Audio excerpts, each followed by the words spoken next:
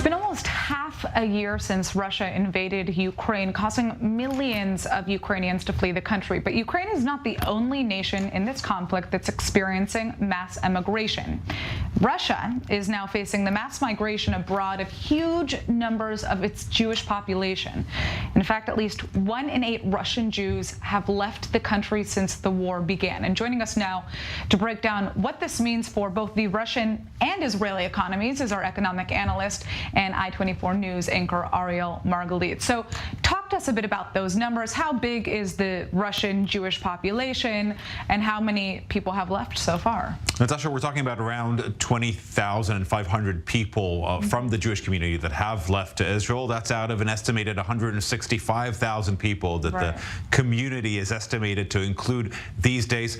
I want to remind you, most of the Russian Jews have immigrated to Israel in the 90s. Back then, we had a huge wave after the collapse of the Soviet Union with more than 1 million Russian Jews immigrating to Israel. And that's just, you know, in that short time span later, of course, more and more immigrants came throughout the years. So we're talking about relatively a small number nominally, if you're looking just at the number itself, 20,500, especially not something that, you know, means much statistically for Russia itself, such a vast country. But for the Jewish community itself, 1 in 8 people is definitely significant and shows shows us of a certain trend that might also continue in the next coming months if the war continues. Well, we know that after the fall of communism, there was a lot done within the Russian Jewish community to try to rebuild that community and get people, you know, in Moscow, for example, to stay.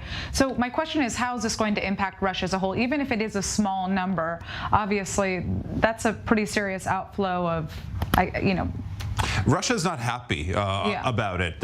Some people in Moscow even call it a brain drain. There is a lot of investment in education and a lot of investment in education in Jewish institutions in Russia.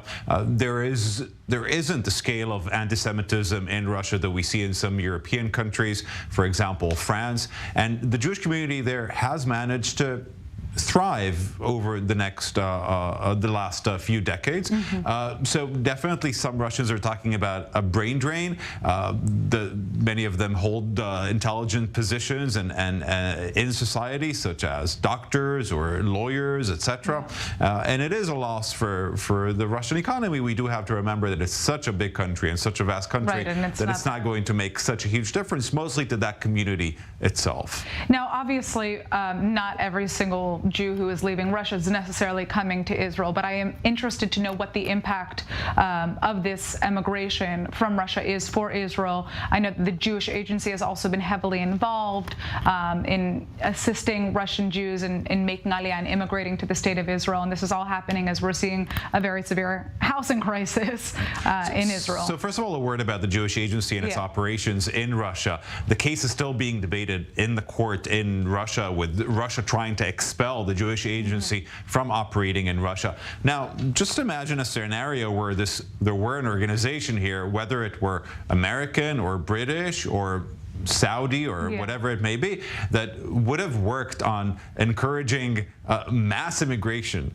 of people from here to another country. Would Israel allow that? That's just a food for thought. With regards to budgets that are necessary here in order to actually integrate all these immigrants into society, you know, each of them, if they are indeed Jewish, are basically getting what we call an immigration basket, and that includes a lot of benefits, monetary and in taxation, and that is definitely some more weight on the small shoulders of the Israeli economy. Really interesting. I guess we're going to have to wait and see how this plays out for Russia.